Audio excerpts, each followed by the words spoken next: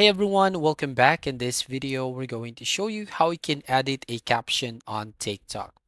So first up, open your TikTok app, as you can see right here, and then you just need to go to your profile page. So tap on your profile icon at the bottom right-hand corner of your screen.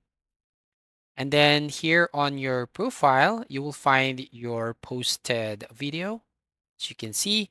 So if you want to edit the caption, you just need to tap on that video, and then you will find here your current caption. So as you can see at the bottom here, so this is the caption of this video. If you want to edit this one, you just have to tap on the three dots at the bottom right. Then an option shows up here.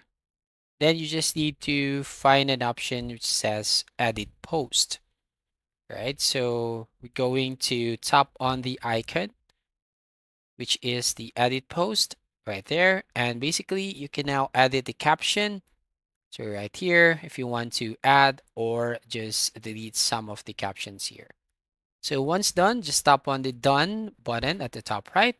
And at the bottom, you will find here, you can edit your description and cover once a day. Edits can be made within 7 days of posting. So once done here, you just need to tap on the save button.